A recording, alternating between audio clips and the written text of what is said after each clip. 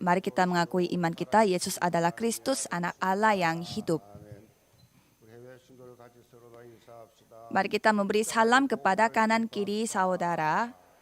Mari kita memproklamasikan Injil Kristus, Injil penyaliban. Saya akan memberi firman dengan berjudul Komunitas Injil Damai Sejahtera. Pasti kita memiliki golongan darah. Ada golongan darah A, B, AB, dan O. Dan setiap golongan darah memiliki sifat atau karakter yang berbeda-beda. Coba saya menceritakan cerita yang lucu. Coba saudara cek dirinya apakah sesuai atau tidak. Kalau orang yang bergolongan darah A, kata dia suka ngomong apa yang dia ingin ngomong. Tapi dia suka malu-malu. Tapi sekali dia marah, ngambek, dia ngambekannya lama. Tapi dia malu-malu pada saat bersosialisasi dengan orang lain. Kalau golongan darah B, dia suka mendengarkan kata orang lain. Dan dia menjadi sensitif kalau lapar. Dan dia orangnya langsung to the point. Tapi memiliki rasa gengsi yang kuat. Dan hatinya sangat lemah lembut, tetapi dia berpura-pura menjadi orang yang cool. Dan kalau orang yang bergolongan darah AB, katanya dia susah untuk berekspresi. Dan suka mencurigai orang lain, dan dia tidak mau berpura-pura, tidak mau menjilat orang lain. Dan jarang percaya kepada orang lain. Dan tidak mau berkeringat. Dan kalau orang yang bergolongan darah O, dia orangnya suka mut-mutan. Dan orangnya sederhana. Dan suka menjadi pemimpin. Dan kelihatannya sangat jelas. Kalau dia suka, suka sekali. Dan kalau dia tidak suka sekali. Dan dia suka langsung maju ke depan. Dan tidak bisa menutupi ekspresinya dia. Menurut saudara gimana? Saudara termasuk golongan darah apa? Apakah sesuai? Dan di Korea Utara pun memakai cerita-cerita lucu mengenai golongan darah ini. Katanya di Korea Utara juga, kalau orang yang bergolongan darah A, dia suka membuat strategi perang, tetapi dia hanya fokus kepada strategi saja dan akhirnya tidak jadi perang. Dan kalau orang yang bergolongan darah B, mereka tidak peduli dengan perang-perangan. Dan kalau orang yang bergolongan darah O, dia tuh orangnya sangat sederhana, yang penting dia maju ke depan dan ikut perang. Dan orang yang bergolongan darah AB, katanya dia suka bersembunyi pada saat perang terjadi, dan pada saat perang sudah selesai, baru dia muncul. Jadi saya pada saat membaca cerita tentang golongan darah ini di Korea Utara, saya merasa ada yang mirip dengan cerita-cerita lucu mengenai golongan darah di Korea Selatan. Dan ini cerita lucu yang memakai bahasa Korea begitu. Jadi golongan kalau kita mau disukai oleh istri kita, katanya suaminya tinggal ngomong, istri saya itu golongan orang-orang bukan golongan darah orang-orang cantik, kayak gitu ngomongnya. Oke, ini cerita lucunya di Korea Selatan. Jadi mengapa saya menceritakan hal-hal lucu ini? Karena kalau kita melihat dunia, pasti banyak orang memiliki latar belakang dan juga budaya yang berbeda-beda, apalagi latar belakang hidupnya mereka. Dan setiap orang memiliki budaya hidup yang berbeda-beda. Apalagi saya, orang yang datang dari daerah bukan Seoul, saya nikah sama istri saya yang dari kota Seoul. Saya tuh datang dari Kalau saya datang dari kota yang namanya Busan. Jadi budaya Busan saya itu berbeda dengan budaya istri saya yang di Seoul. Jadi kita sama-sama dari Korea Selatan tetapi beda kota saja, beda budaya. Jadi itu beda sekali. Sehingga perbedaan budaya itu sangatlah besar pada saat kita hidup bersama-sama.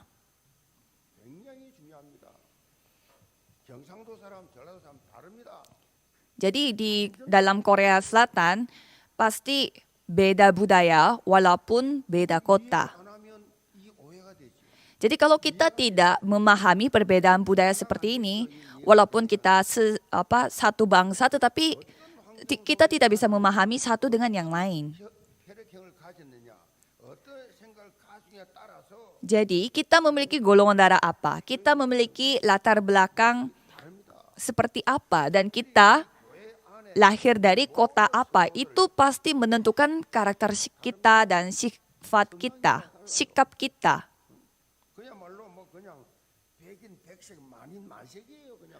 Jadi setiap orang ya pasti beda-beda. Bukan hanya di dalam satu negara, apalagi berbeda-beda negaranya. Apalagi yang namanya gereja. Kalau yang namanya persekutuan atau perkumpulan pasti berkumpulnya orang-orang yang satu level atau satu standar atau satu kelas. Tapi kalau yang namanya gereja itu pasti bermacam-macam kelasnya dan mereka harus menjadi bersatu. Tapi kita bersatu untuk apa? Untuk melakukan pekerjaan yang baik di mata Tuhan. Supaya kita bisa melakukan misi surgawi.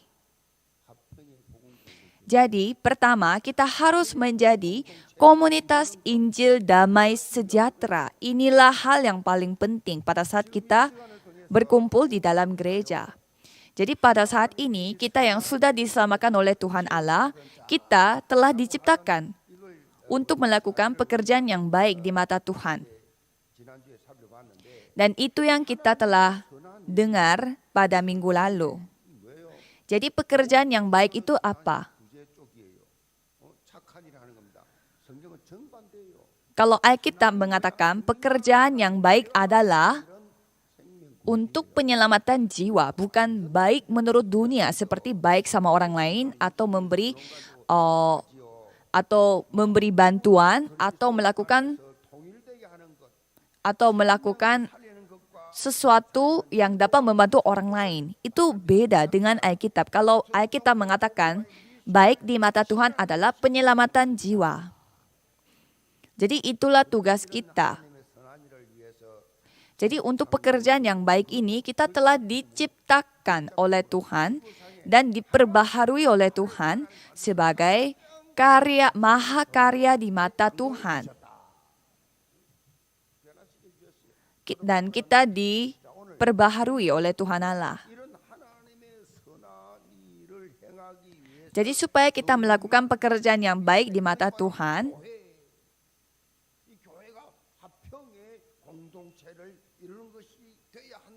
jadi gereja harus bersatu, harus membentuk komunitas supaya kita bisa melakukan pekerjaan yang baik di mata Tuhan. Kita harus menjadi komunitas Injil damai sejahtera. Dan setan pasti akan menyerang kita. Untuk apa setan menyerang komunitas yang lain? Karena komunitas yang lain tidak ada Injil, tidak ada misi surgawi. Maka setan akan terus menyerang kita supaya kita tidak bisa bersatu, supaya kita tidak bisa menjadi oneness. Makanya banyak orang yang tidak memiliki iman itu gampang jatuh dalam serangan gampang jatuh dalam serangan setan. Di Efesus 4 ayat 3 mengatakan, berusahalah melihara kesatuan roh oleh ikatan damai sejahtera. Jadi bukannya kita hanya memelihara kesatuan roh, tetapi katanya harus berusaha untuk memelihara. Jadi maksudnya apa?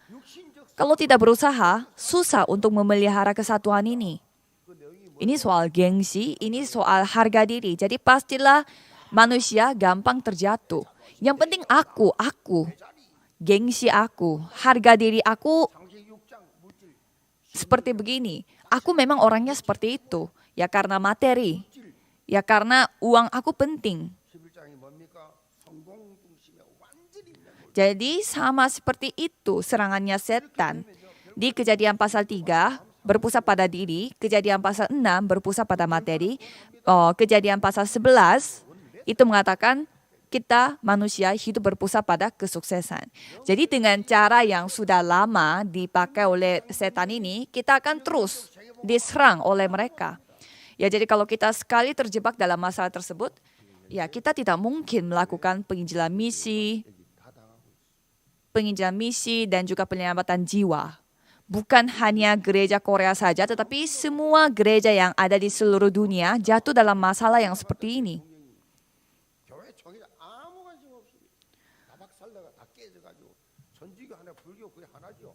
Jadi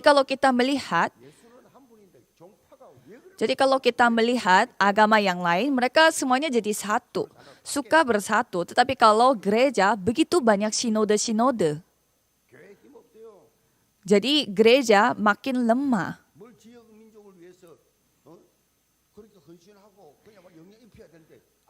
Seharusnya kita yang lebih memberi pengaruh kepada orang-orang setempat, tetapi susah sekali.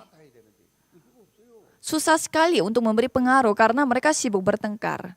Contohnya kita juga, kita harus memberi pengaruh kepada orang-orang yang tinggal di daerah Gangso ini, tetapi susah sekali karena kalau kita tidak bisa memberi pengaruh kepada daerah Gangso ini, apalagi bagaimana caranya kita bisa memberi pengaruh kepada orang-orang di luar sana.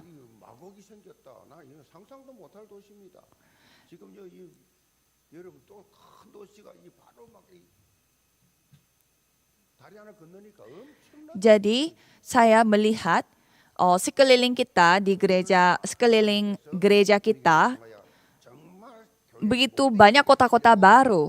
Jadi mari kita berdoa untuk kota-kota yang baru itu supaya gereja kita bisa memberi pengaruh baik bagi mereka. Jadi saya berdoa untuk seluruh anggota Jemaat Gereja Yewon supaya saudara bisa melihat fakta rohani di ladang saudara masing-masing sehingga saudara selalu terbangun secara rohani. Jadi saya memberkati saudara sekalian supaya saudara bisa menjadi tokoh utama dalam penggenapan firman Tuhan, yaitu penginjilan misi 237 negara dan 5.000 suku bangsa. Dan subjudul pertama adalah pendamaian melalui salib. Ayat 11 dan 12 berkata demikian, karena itu ingatlah bahwa dahulu kamu sebagai orang-orang bukan Yahudi menurut daging, yang disebut orang-orang tak bersunat oleh mereka yang menamakan dirinya sunat, yaitu sunat lahiriah yang dikerjakan oleh tangan manusia.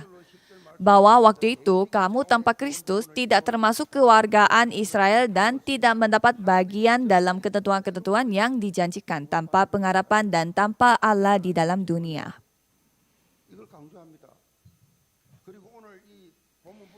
Jadi kalau kita melihat Efesus 2 ayat 1 sampai 10, Rasul Paulus menegaskan keselamatan yang kita miliki sebagai anak-anak Tuhan. Dan juga menegaskan kita telah memperoleh keselamatan masing-masing.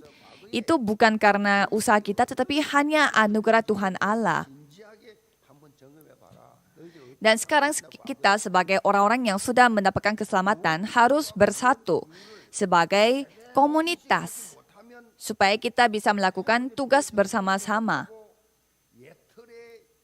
Dan di sana Rasul Paulus menegaskan bahwa kalau kita tidak memulihkan rasa syukur atas keselamatan yang kita beroleh, kita bisa terjebak lagi dalam masalah masa lalu seperti jemaat gereja Efesus. Dan di sana kalau kita melihat latar belakangnya orang-orang bergereja Efesus, di sana dulu katanya dahulu kamu, mereka adalah orang-orang luar karena mereka orang-orang yang tidak bersunat. Jadi katanya di sana memakai kata kamu tanpa Kristus. Jadi mereka tidak ada Kristus. Dan mereka tidak mendapat bagian dalam ketentuan-ketentuan yang dijanjikan. Jadi kalau kita melihat di perjanjian lama, hanya orang-orang Israel yang menjadi bangsa terpilih.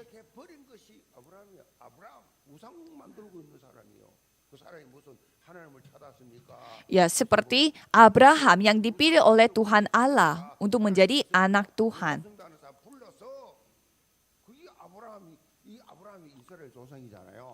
Jadi Abraham kan nenek moyangnya rakyat Israel.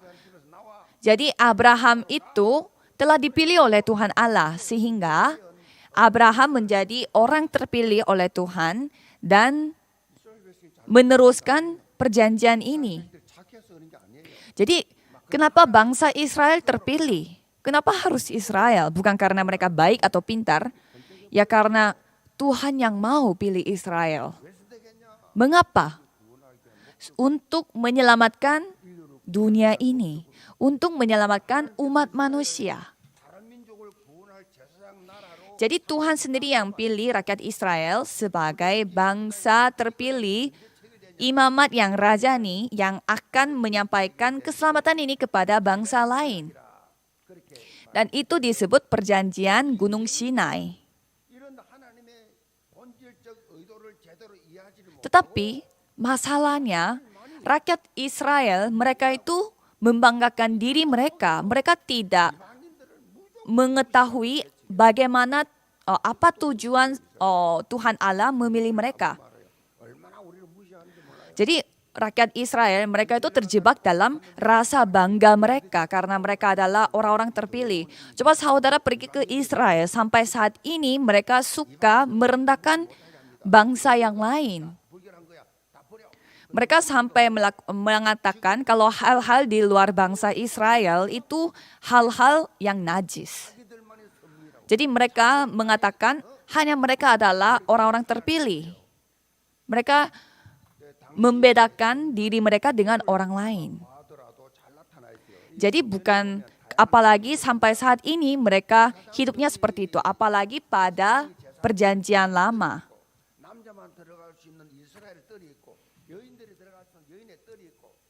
Dan kalau di sana, dan kalau kita melihat kembali latar belakang perjanjian lama, orang-orang Israel mereka membuat pelataran-pelataran yang bermacam-macam di dalam bait Allah. Dan pelataran itu ada yang pelataran para imam dan ada pelataran khusus untuk para laki-laki dan ada pelataran khusus untuk wanita.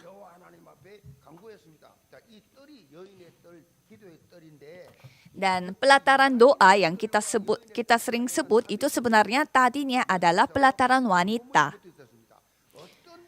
Dan kalau kita melihat bait Allahnya Salomo di sana tidak ada pelataran khusus untuk wanita, tetapi kalau kita melihat Tawarik pasal 20 di sana kita bisa melihat Bani Moab dan Bani Amon datang berperang untuk melawan Yosafat bersama-sama sepasukan orang Meunim. Dan pada saat itu Yosafat menjadi takut dan dia menyuruh kepada seluruh Yehuda supaya bisa berpuasa. Dan berpuasanya di muka pelataran yang baru. Dan itu di muka pelataran yang baru adalah pelataran yang tadinya pelataran wanita dan sekarang menjadi pelataran doa khusus untuk berpuasa.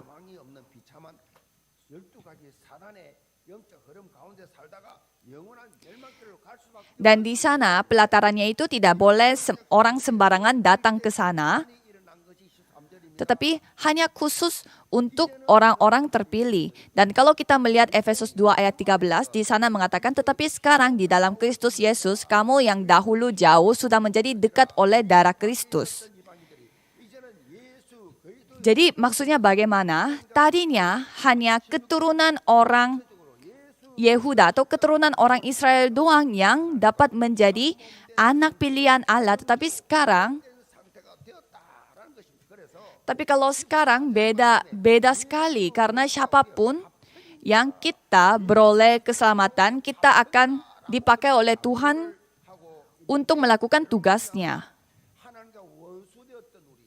Jadi tadinya kita adalah musuh dengan Tuhan Allah, tetapi sekarang sudah menjadi anak Tuhan. Maka dari itu ayat 14 di sana mengatakan bahwa kita adalah damai sejahtera. Dan kita bisa melihat Yesus Kristus sendiri yang menjadi damai sejahtera. Jadi betapa besarnya anugerah Tuhan Allah yang telah merobohkan semua tembok-tembok yang tadinya membuat kita menjadi musuh dengan Tuhan Allah.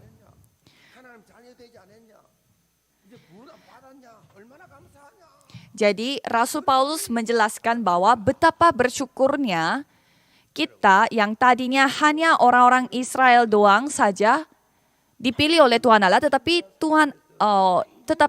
Yesus Kristus yang menjadi damai sejahtera telah meruntuhkan semua tembok-tembok tersebut sehingga semua orang, termasuk jemaat gereja Efesus pun yang tadinya tidak bersunat, bisa menjadi bersunat secara rohani.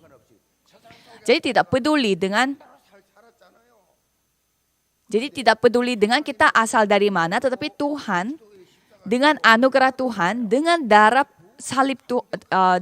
darah salib Yesus, kita semuanya telah diselamatkan oleh Tuhan Allah.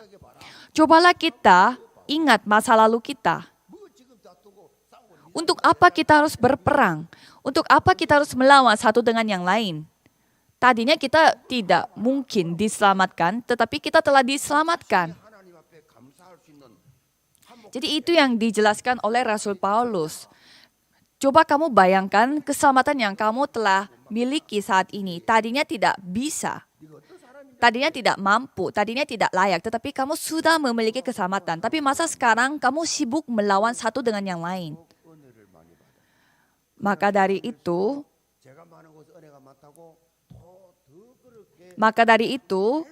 Alkitab mengatakan bahwa orang yang banyak berdosa, dia bisa mendapatkan anugerah yang lebih berkali lipat ganda. Mengapa? Karena orang yang berdosa banyak, dia akan merendahkan diri.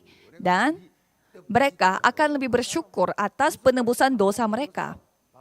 Tetapi apalagi orang-orang yang di gereja, ada orang yang tidak ada reaksi sama sekali atas anugerah dan lain-lain. Mereka merasa bosan.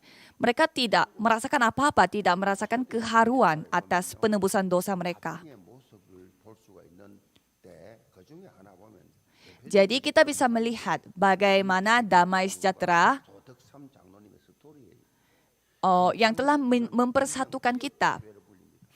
Kalau kita melihat sejarah kekristenan di Korea Selatan, kita bisa melihat bagaimana damai sejahtera mengubah kita.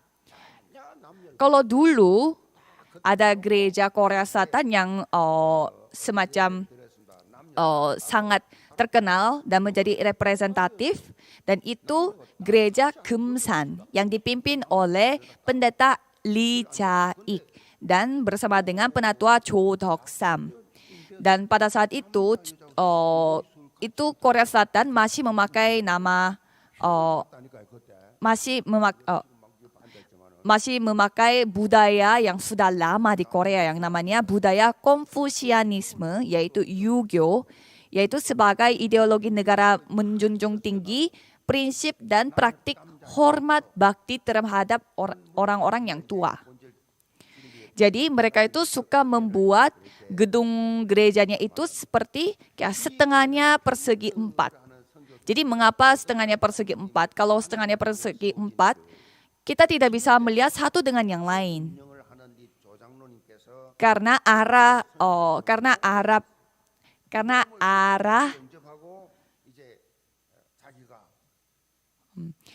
jendelanya mengarah ke satu dengan yang lain sehingga tidak bisa melihat satu dengan yang lain. Jadi tidak berhadapan. Jadi pada saat itu mereka melakukan ibadah khusus untuk laki-laki, khusus untuk wanita. Jadi mereka tidak bisa melihat juga melalui jendela karena bentuknya ya setengah persegi 4. Jadi di sana mereka menyadari bahwa kita tidak boleh memisahkan satu dengan yang lain, walaupun ada budaya Konfusianisme. Sehingga mereka memakai damai sejahtera yang dari Tuhan Allah, sehingga mereka mempersatukan ibadah laki-laki dan ibadah perempuannya menjadi satu. Dan pada saat itu pun mereka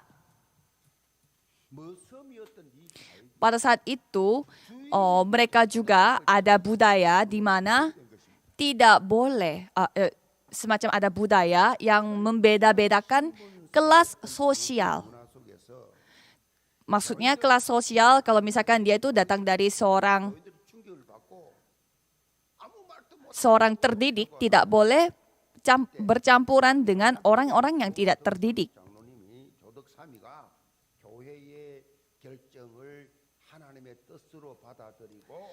Sehingga mereka mengaplikasikan firman Tuhan yang mengatakan bahwa kita tidak boleh membeda-bedakan sama seperti yang tadi. Mereka juga mempersatukan semua kelas sosial yang bermacam-macam. Jadi tadi ada seorang budak dan budak itu ya tidak bisa berbicara bersama-sama dan tidak bisa duduk bersama-sama dengan orang-orang yang berkelas. Tetapi malah budak itu diberi jabatan sebagai seorang penatua, dan penatua ini yang bernama Cho Deok-sam. Jadi coba saudara bayangkan, yang tadinya seorang budak yang benar-benar tidak bisa ngomong bersama-sama dengan orang-orang yang terdidik, dia malah menjadi seorang penatua. Dan dia sampai masuk ke sekolah teologi di Pyongyang, dan dia telah berperan begitu besar sebagai seorang penatua, dan dia telah menjadi ketua perkumpulan para penatua. Itu bukan hanya 1 tahun, tetapi 3 tahun berturut-turut, dan memberi pengaruh yang begitu besar pada kekristenan Korea Selatan. Jadi sejarah gereja Korea Selatan saja kita bisa menyaksikan bagaimana damai sejahtera yang datang dari Tuhan meruntuhkan tembok antara kelas sosial yang berbeda-beda.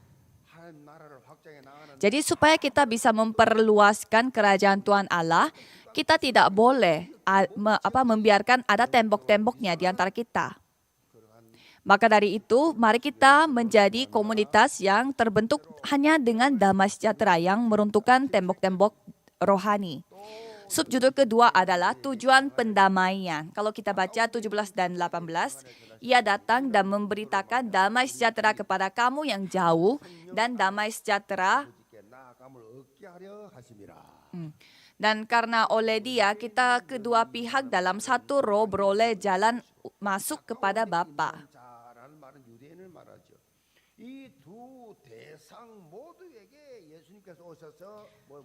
Jadi kalau kita melihat ayat 17 di sana mengatakan bahwa kamu yang jauh dan ada yang mereka yang dekat. Maksudnya kamu yang jauh itu apa? Yaitu orang luar. Dan mereka yang dekat artinya orang-orang Yahudi. Jadi untuk kedua-duanya Yesus datang untuk menyampaikan damai sejahtera ini. Kalau kita melihat Yesaya 57 ayat 19 di sana mengatakan bahwa aku akan menciptakan puji-pujian damai sejahtera bagi mereka yang jauh dan bagi mereka yang dekat. Firman Tuhan, aku akan menyembuhkan dia, tetapi orang-orang fasik adalah seperti laut yang berombak-ombak sebab tidak dapat tetap tenang. Dan arusnya menimbulkan sampah dan lumpur.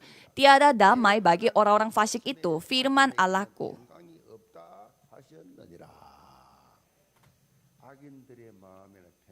Tadi dikatakan apa? Orang-orang fasik seperti laut yang berombak-ombak, tidak ada ketenangan di dalam hatinya. Jadi orang yang meninggalkan Tuhan Allah, manusia yang meninggalkan Tuhan Allah, kondisinya seperti ini.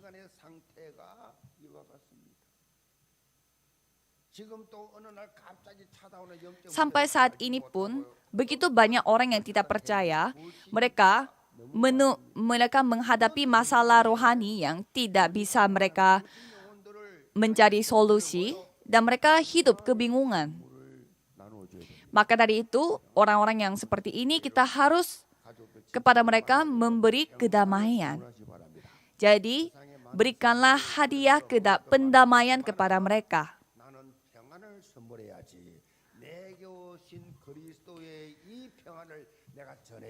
Jadi, milikilah hati yang ingin memberi hadiah pendamaian ini kepada keluarga saudara dan orang-orang yang saudara kasihi.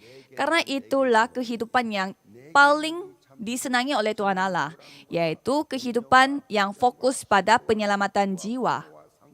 Jangan sampai ada luka-luka dan permusuhan dan ketidaktenangan itu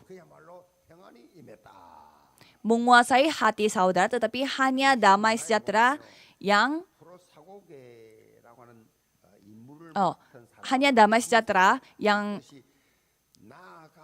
ada di dalam hati saudara.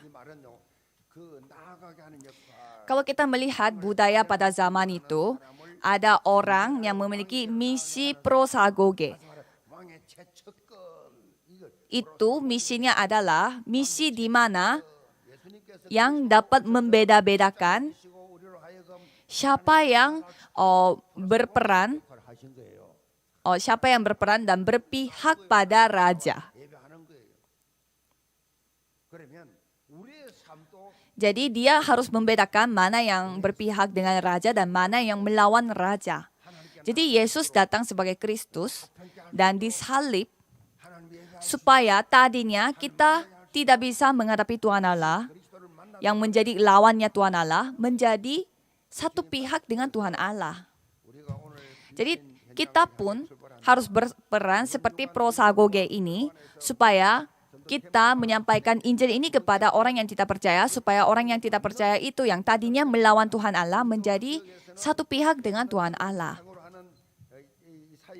Maka dari itu, pada hari ini, tim Kemah Injil Filipina, mereka akan pergi ke negara Filipina.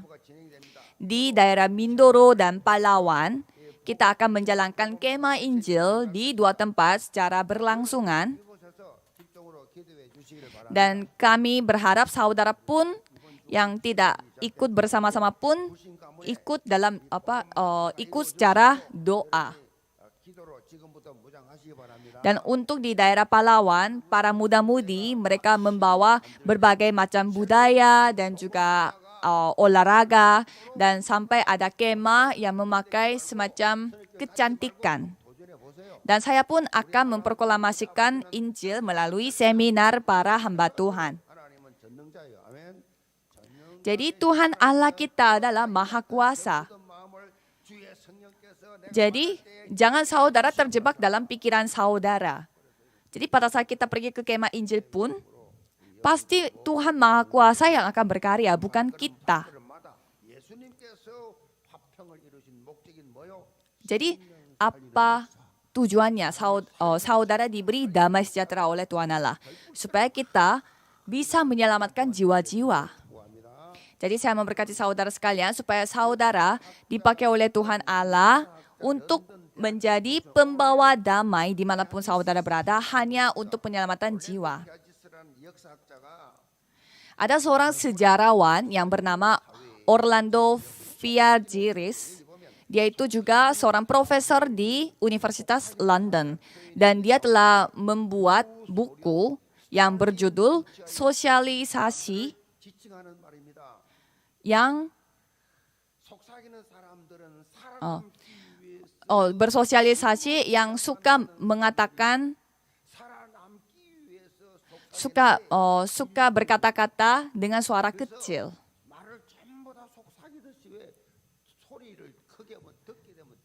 Jadi katanya orang-orang yang bersuara kecil ini, katanya mereka harus bersuara kecil karena supaya mereka tetap bisa hidup. Karena sekali mereka bersuara besar, mereka bisa dibunuh, mati. Jadi begitu banyak orang yang sudah terbiasa untuk bersuara kecil karena mereka sudah terbiasa dengan hal itu. Karena mereka tidak mau mati. Tapi kalau kehidupan kita tidak boleh bersuara kecil, harus bersuara besar karena kita harus memberitakan Injil ini kepada orang-orang di luar sana. Jadi, pakailah hidup saudara untuk memproklamasi Injil ini dengan suara besar. Dan berteriaklah bahwa damai sejahtera yang datang dari Yesus Kristus yang telah menyelamatkan kita. Sama memberkati saudara sekalian supaya saudara bisa menjadi pembawa damai sejahtera dengan cara memproklamasikan Yesus Kristus. Mari kita berdoa. Tuhan, terima kasih, tolong pakailah kami supaya kami bisa menjadi orang yang bukan bersuara kecil, tetapi bersuara besar untuk menyampaikan Injil ini kepada orang lain. Dalam nama Tuhan Yesus Kristus kami berdoa.